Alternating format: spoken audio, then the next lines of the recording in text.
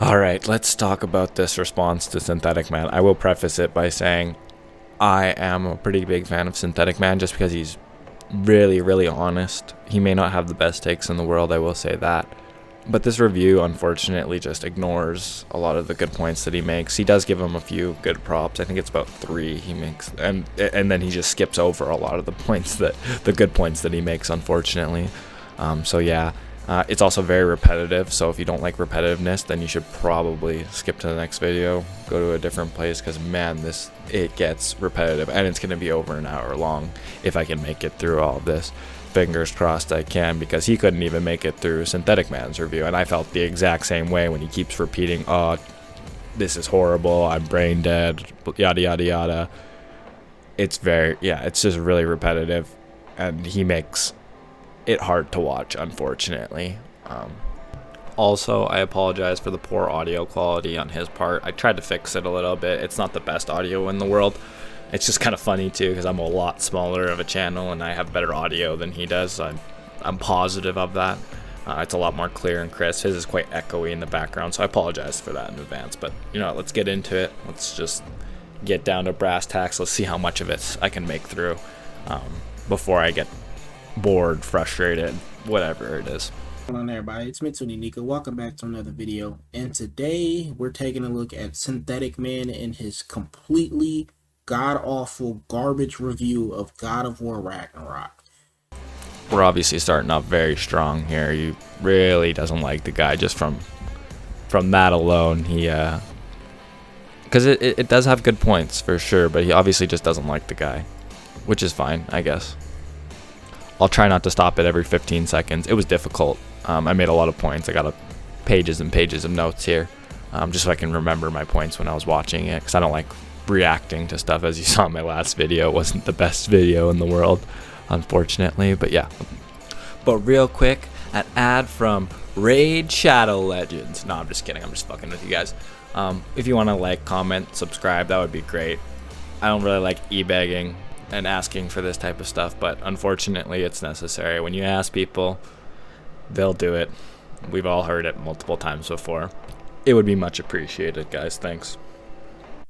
Now, Synthetic Man's videos and his reviews on video games usually range from, come on man, you can do better than this, it just sounds like you're hating on the game for no apparent reason because it's not the PS2 or N64 era of gaming, to, okay, this is complete and absolute garbage, what the heck are you talking about, please just shut up.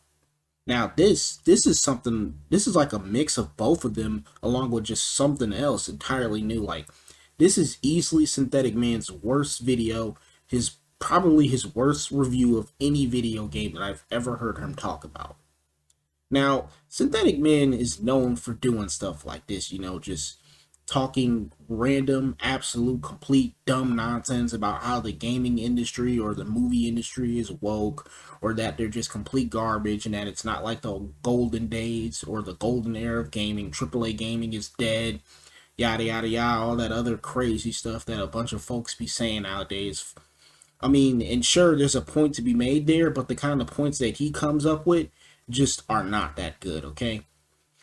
So if you guys are down for that, you're ready for that, let's get right into this video. But I'm gonna warn you, okay, that this review is honestly something else. Like, he goes out of his way to say that this game has like fastest elements and stuff in it, or that one of the characters is some kind of freaking groomer, and a bunch of other just random crazy nonsense.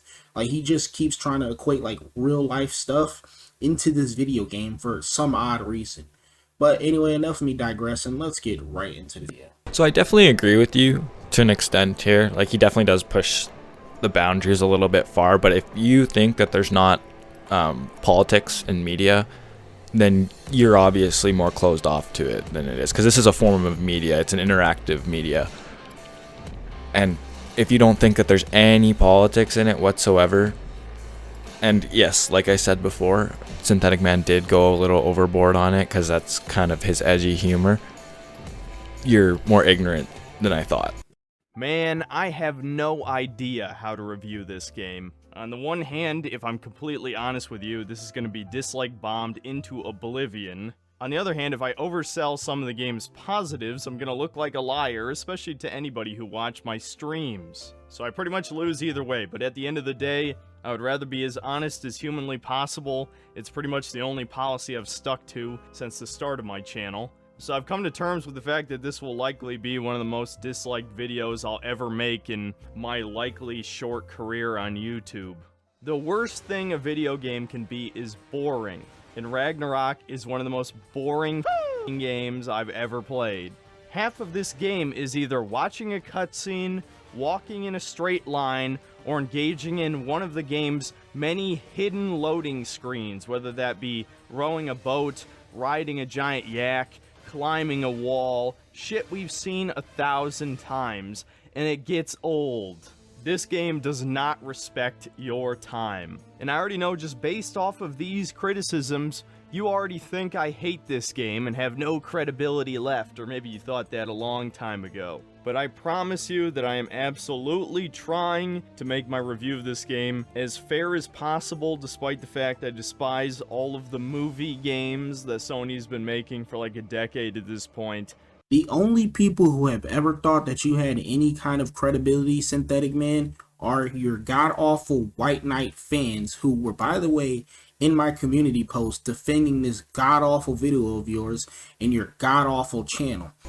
That's me. That's me. I was the one. He even responded to me and everything. I'll show it on screen right here. And in fact, I wasn't talking about politics at all. He was the one that brought up the politics. So I think that was really funny. I'll show it right here. I'll take a few seconds to look at it.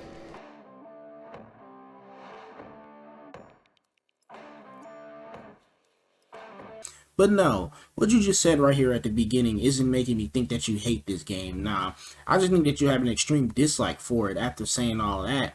But the rest of this video, oh yeah, definitely for sure. I think that you secretly hate this game and you just don't want to admit it. I mean, because you go out of your way to say that this game isn't bad and that there's actually some decent elements to it, and yet 99% of this video is you sitting over here either nitpicking or just coming up with absolutely ridiculous takes talking about how some characters are Mary Sue's, or that this game is woke, or that they butchered Kratos, turned him into a man-child, a bunch of all this other stuff, how it doesn't respect males. It's just like absolutely ridiculous takes that only someone like you, or I don't know, I guess maybe the Critical Drinker could come up with. I mean, but even then, I watch his content, and even I don't think he would come up with something this ridiculous. Like, Jesus Lord, dude. They definitely have a lot of good aspects to them, and this game is no exception. So let's just start off with the best part of the game, that being obviously the combat. Now, I remember back when God of War 2018 came out that it was pretty controversial, this change in direction. The biggest change obviously being the over-the-shoulder camera, which is still annoying even in this game, honestly, but you do get used to it eventually, and I would personally recommend you turn up the sensitivity on the camera so you can turn around faster, especially since this game has very generous auto-aim. As for the main combat mechanics themselves, I'd say they're pretty fun. I thought they were fun in the last game too. It does take a while to get going. For some reason, they pulled a Metroid with this game, and Kratos just mysteriously has lost almost all of his abilities and gear from the last game. And so the game kind of feels afraid to give you all of the combat mechanics until about 10 hours in, which makes those early combat encounters a bit more boring. Are you trying to act like them pulling a Metroid on God of War Ragnarok is something brand new, when literally pretty much every single action game in existence has done this? Correct me if I'm wrong, if there's a game out there where you've kept all your starting gear from the previous title before it. This has happened with Bayonetta, this has happened with Devil May Cry, this has happened with Ninja Gaiden 1, 2, 3. It happened with all of the old God of War games, so I don't know why you're acting like them pulling a Metroid and getting rid of all the armor and weapons or abilities you had from the previous game is something new. This has literally happened to you at the start of every single God of War after the first one. So more what the point is that you feel like you're starting from the exact same point as the first game. And usually in games, when it's a sequel, they add some other mechanic or something earlier in the game. Like Infamous 2, for example, they give you like a power charged sword at the beginning of the game. And that's to build on to the next game. And I think that's more what he was getting at, in my opinion. That's how I saw it, at least. So this point really doesn't hold any water for me. But yeah, let's continue. I don't know what point you were trying to bring up here, Synthetic Man. It doesn't help that I was playing on hard mode, which I'll say that for the end since I'm being positive at the moment. I say the combat ultimately feels mostly satisfying. Juggling enemies in the air is fun, just like it was in the original games. Runic attacks feel pretty powerful, and the fact that they just use a cooldown instead of some kind of magic meter is honestly more fun to me personally, because then you can use them pretty much every encounter and don't have to rely on magic chests. Kratos also just has a pretty wide range of actions that you can do. On top of having light and heavy attacks and runic attacks, you can throw the Leviathan axe, you can use the blades to grab people and pull them to you, or pull yourself to them. You can buff the blades and axe with the corresponding element. There's also a meter you can build up by hitting enemies without getting hit yourself that once it's full allows you to buff one of your weapons and make all their attacks like twice as powerful, which really feels satisfying and rewarding. Obviously, there's also blocking, dodging, parrying. Now, I will say the parry feels pretty weak until your starting shield gets repaired, and then you actually get invincibility frames on the hosts. But before that point, I was very disappointed in the parry. Against many bosses, you actually have to parry them multiple times in the same combo just to stop the onslaught, which was honestly infuriating. But I promise I would stay positive. So, you also have a partner character. In the first game, Atreus would shoot arrows on command. I think he also had a runic summon, but I don't quite remember. That's not the only thing you don't remember, Synthetic Man, as we're going to see throughout the rest of this crappy video of yours, because you couldn't even remember that a certain character was the real Valkyrie Queen, but had her power sealed away, which is why you called her a darn Mary Sue, and for being nearly as strong as Kratos. Yeah, I'll admit that was a little too far calling her Mary Sue, and not completely accurate because she does have some flaws, but she's definitely supposed to be a strong, powerful woman, and you definitely do get those vibes, which you didn't get them as much in the first game. Yes, Mary Sue is more of an overstatement, but for sure it's distracting to a point compared to the last game. So in this game, it's not too much different, except now, your partner is really good at putting 1 or 2 debuffs on an enemy that amplifies your other attacks and debuffs. And it kind of goes without saying, but from here on, I'm going to be getting into spoiler territory for various aspects of the game. I'm probably going to talk about them for the rest of the video, so this is your last chance to leave. So eventually you get a third weapon, a spear that can generate infinite copies of itself, and you can detonate those spears on triangle. I actually really enjoyed this weapon. Now when you first get it, it doesn't have any abilities, so it kind of feels like shit, which completely ruined the moment. But after you pump some XP into it, it's actually probably my favorite weapon in the game. Much like God of War goes to Sparta, playing as a Spartan with a spear and shield just feels right. And the spears that you can detonate enemies actually juggle them further into the air, and all of the spears attacks do stun damage, a significant amount of stun damage compared to the blades and the axe. So the DPS for this thing is probably the highest in the game, or at least kind of feels that way. And the runic attacks I got were pretty powerful as well. So yeah, actually great concept. One of the few ult weapons in the series that actually feels satisfying. The last positive I'll mention are the boss fights, which given this game is 25 hours long, not doing any side content, there's actually a lot of bosses, especially compared to the previous one. I'd say all of the main bosses were at least somewhat fun, with the first Thor fight at the beginning and the Heimdall fight about 3/4 of the way through the game probably being my favorites. The Heimdall fight is the only one in the game that required me to think outside the box and actually play differently, so I'll definitely compliment the devs for that. And all in all, it's a solid selection outside of one specific extremely cringy moment in the game. Just remember this boss fight on screen here for later when people keep talking about how mature God of War is now. The mini bosses on the other hand are a mixed bag. Some of them are pretty great. Some of them, like the Hateful, are just fucking annoying to fight, have random unblockable moves that make no sense. The fucking God of War can't block a random fire skeleton's X-swing. My immersion is destroyed. And the first Berserker fight, which is mandatory by the way, has way too much fucking health. Oh yeah, and I was bumped down to normal at this point too. When I finally managed to beat him, I think it took me 3 straight minutes of dodging and countering the same 4 attacks over and over again to actually whittle down his health bar. It doesn't help that filling the stun meter doesn't give you a free execution type of attack on him. It just opens him up to damage for a few seconds. At least the other Berserkers are end-game optional bosses that you can come back and fight when you have better gear. They intentionally designed this first one to take this long to kill with only 4 fucking attacks. The first Berserker boss fight in God of War Ragnarok is not mandatory, and somebody even pointed this out to you in the comment section of your video, and then you went, oh, I didn't know that, sorry. Like, they literally pointed this out to you, that all you had to do was walk past the hallway that leads to this boss fight, and then that was fucking it. This is a weak ass point. People are human, man. They make mistakes. They can backpedal. He apologized for it. He made a mistake. Let's not get our panties in a twist over this and be an asshole over it. Like, relax. Calm down. But no, it's like you can't use 2 goddamn brain cells and put them together to actually make them function right, man. Oh my god. But despite my issues with a few bosses in particular, I'd say overall I had fun with the combat when I actually was allowed to fight enemies. Now, of course, I do think the combat does have some flaws, just like everything has flaws, so I'll just bring up the few that I think are significant enough to drag down the experience. The first issue I'll get into is the enemy variety, as this was something the developers actually praised about this game, and it feels completely unearned because guess what? They reused almost every enemy type from the first game. I mean, exact same animations and attacks, same executions too, and oh, I could talk about the executions and how almost all of them are lacking any sort of gore, which yes, the last game also did. It just seems like modern games in general are scared of gore for one reason or another. This game is rated M, so what's the fucking problem? What are you talking about? The enemy count has been doubled in God of War Ragnarok. And they also put in the older enemies from the first game as well. Like, what the fuck? Are you serious right now, Synthetic Man? Like, they literally doubled the enemy type and then put in the old enemies from God of War 2018 as well. Here's what I was talking about the repetitiveness as well. I think that it's more the fact that it's lazy, that the enemies that they did put in, like for example the Hateful, it's just a fire draugr that's got more health. Like, that's very lazy in my opinion, to just put a normal enemy and give it a bunch of health, and that's considered a new boss enemy. Like, that's awful in my opinion. But continue on your point. So apparently that's a problem because they put in the old enemies as well, along with the darn new enemies. And it's funny because you're about to go on and rant about how you don't like the new enemies that they added either. Yet apparently the game does not have enough enemy variety because they put in the old enemies from the previous title. I mean, other hack and slash games have done the same thing. I mean, Ninja Gaiden 1 and Ninja Gaiden 2, okay? Ninja Gaiden 2 literally added in some enemies from the first game as well. Bayonetta 1, 2, and 3, okay? Like, come on now, man. Are you serious? Oh my god. Apparently it's an issue now for you to add in the old enemies from your previous title because I don't know. Synthetic Man said so. No, it's because it's lazy. If you add in the old enemies, you're reusing old assets and resources. It's definitely not a problem, but when you add all of them in and then only a few new enemies, like, it's just, I don't understand, man. It just really seems like you just don't like them, and that's why you're making this review. It doesn't have anything to do with the credibility of the review at all. And to get back to the enemy variety, I feel like a lot of the new enemy types are just kind of lame, like generic Viking raiders on Midgard, or the Asgard warriors, which are all zombies, the frog enemies that surprisingly show up in like 3 different realms, and a lot of the ones that aren't lame visually anyway, are actually very annoying to fight, like the new light elf variant that's a samurai, or the Asgard warrior who has a Bifrost pick and a hammer. These motherfuckers can attack at lightning speed and have unblockable moves, or moves you have to parry, and can dodge out of the middle of combos, shit like that just makes them not very fun to engage with unless you're spamming runic attacks. You literally just said that you think some of the new enemy types are lame. Not only that, what was that about you saying this game had a lack of gore? Yet you literally just split a man in half right there. Not only that, you also cut your enemies' heads off in this game and the previous one too.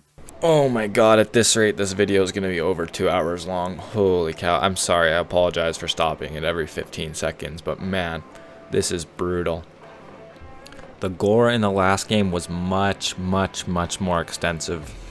And that's purely just a fact. Like, it was way over the top, and that was another attraction of the game. And in this game, it just seems toned down compared to the last.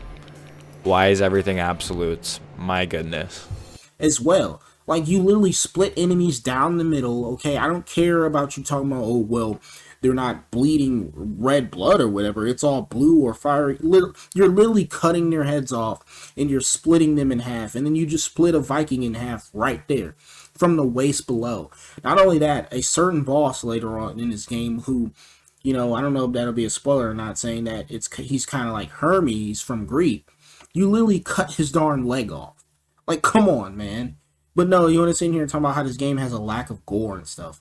I mean, like, okay, I guess it's not nowhere near as gory as the old games.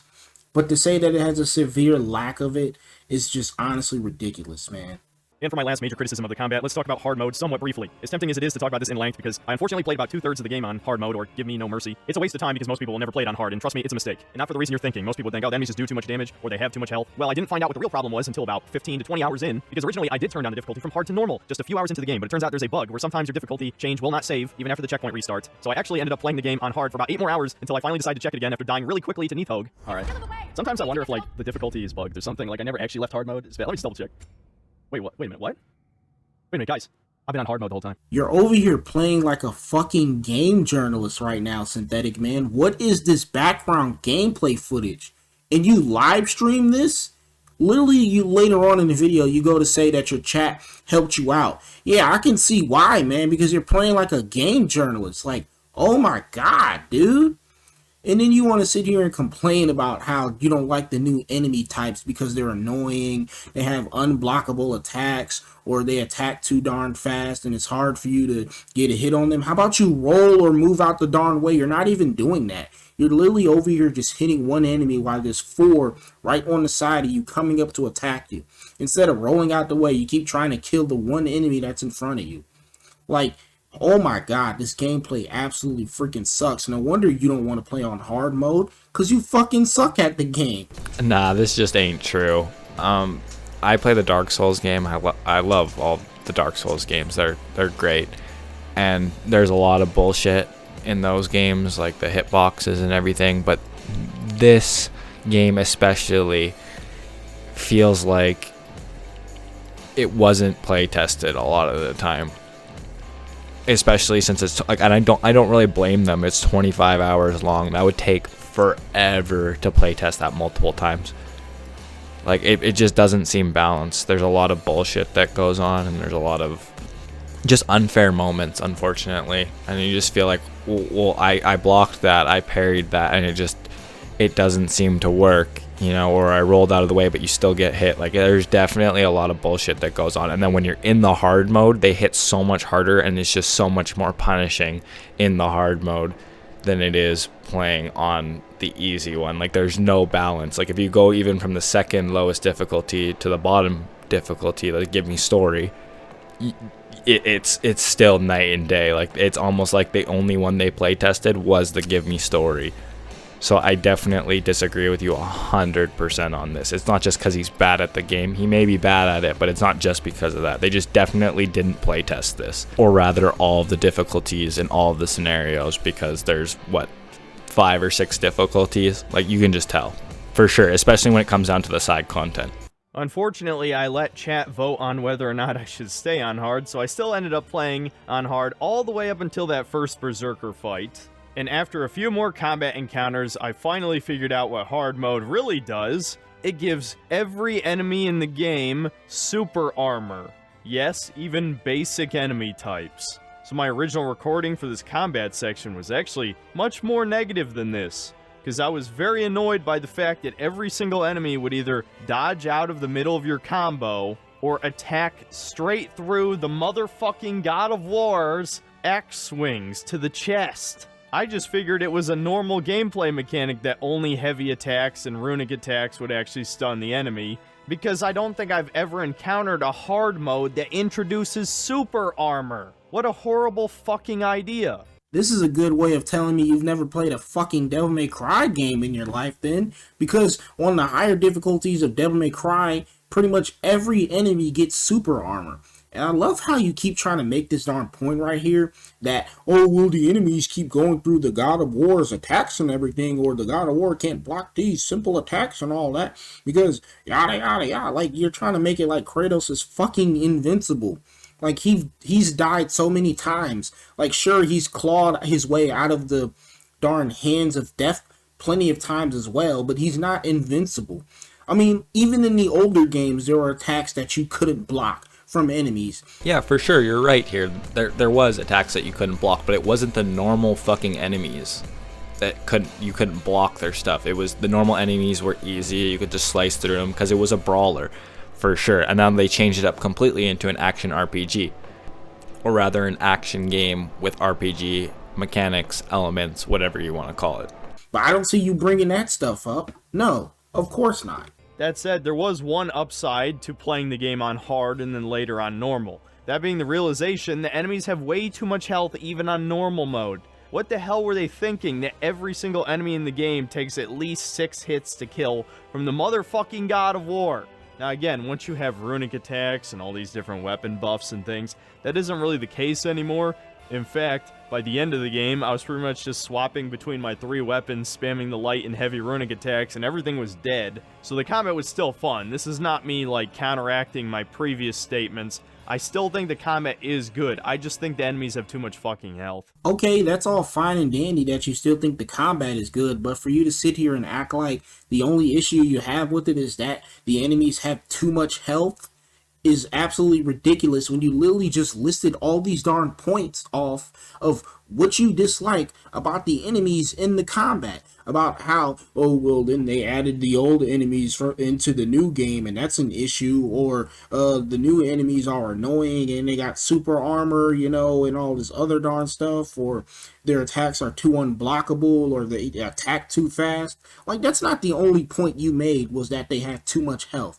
Like, come on, man, you're literally contradicting yourself. I think in a full-blown RPG, which I wouldn't consider this one, it is an action game with light RPG mechanics, but a full-blown RPG like Dragon's Dogma, which I actually played a little bit of directly after I finished this game on stream. In the early game, enemies do feel like they have too much health because your attack is too low, but that's built into the game's systems, so that once you're level 50 and have better gear, you can kill all those pussy-ass enemies in one hit. There isn't really an equivalent in God of War. There's only one time during the game's story where they purposely throw enemies with less health at you to make you feel powerful, and that was one of my favorite encounters in the game. It was probably one of your favorite moments in the game because all you had to do was just spam the same attack and kill all the enemies in one hit, thus making the entire counter fucking brain dead and not requiring to use any actual intellect and, cells that are up in your darn head. But that's what the old games were like. It took 1 to 2 hits to kill the old enemies. That's pretty much it. Like, what's your point here? Like, that combat was a lot more satisfying than this combat where you're hitting them 6 to 7 times, when they're at the same level as you. Like, it's not fun. It's repetitive. It's boring. It doesn't feel satisfying at all. Like, come on, man. And yet you want to sit here and act like Sony make all these darn boring, baby brain dead movie games, and yet you literally want encounters like this where you can just throw easily dispatchable enemies at you. Sure, you're talking about at the end game where, they can just bring back, the enemies from the beginning and stuff if they want to do that. But, like, since you're at the end game, you can all just kill them in one darn hit. Like, you're literally just asking for brain dead encounters. I get it, you don't want to be facing the same enemies from the beginning of the game and they don't take one hit to darn kill because they're literally supposed to be level 1 enemies or whatever. These stats attached to armor seem to have a very minor influence on your overall stats. Someone actually did testing for the original game and found this out, and it seems like they haven't changed anything. So the only things that matter are the passives, which range from incredibly situational to actually pretty damn good, and your overall gear level, which is by far the most important thing. Once again, it feels like this game was designed primarily for casual gamers, people who don't care about stats or numbers or min-maxing. You just equip the gear that has the highest number and move on, and the few people who do care, that gear is saved specifically for the end game. If they made this game for casuals who didn't care about stats and stuff, then why would they put stats like strength, vitality, luck, and all this inside of the darn... The stats don't matter at all. My question exactly, why did they put them in the game? The only thing that actually is worth anything is your overall level. Like, that's been proven. I even tested this out on my own. I tried to min-max damage, and the only thing that mattered really was the level of it. If I had the highest damage I could possibly get, but my level was under what I could get using stuff that was unrelated to damage, it was still better to use the higher leveled stuff that had nothing to do with damage because it increased my overall level higher. Like, the stats do not matter at all. They just added them in for no reason, just like the last game. If you knew anything about it, you would have just removed this point from your review, critique, whatever you want to call it, of Synthetic Man's review. It was his total point, is that it's pointless. You could remove it from the game and just put the level in, and it would be exactly the same. I don't know how much more of this I can take. If I get more than like 10 likes on this because I'm a smaller channel, maybe I'll finish it. But yeah, I think that I'm done at this point. It's almost 30 minutes long. This goes on much longer, and then it gets into the story, and I don't really want to touch on the story, on the fascist elements at all, because it's a little over the top and it's very repetitive. And yeah, you guys can go check it out if you want, but if this gets enough views and enough attention, maybe I will finish it. But yeah, it's not likely that I'm gonna finish this, because I just think it's nitpicky personally, and there definitely is political elements to it, and this kid acts like there's nothing to do with politics in this, especially with the addition of Anger Boda. Like, that is for sure just added for reasons I won't touch. But yeah, anyways guys, if you liked the video, like, comment, subscribe. I would really appreciate it. I want to do this more often, and I want to make it something that I is actually worth doing instead of just something I do for fun. So if you guys could do that, that would be really great. Thanks for watching the video. Please don't send any hate towards this guy. It was definitely frustrating to watch and everything, but I don't want bullying or anything to go down. I know that it probably most likely won't happen because of how small my subscribers are and my viewership is. But yeah, don't I don't want that to happen. Just don't go and do that. That's never been why I wanted to do this stuff. So yeah, thanks for watching. I'll see you guys in the next video.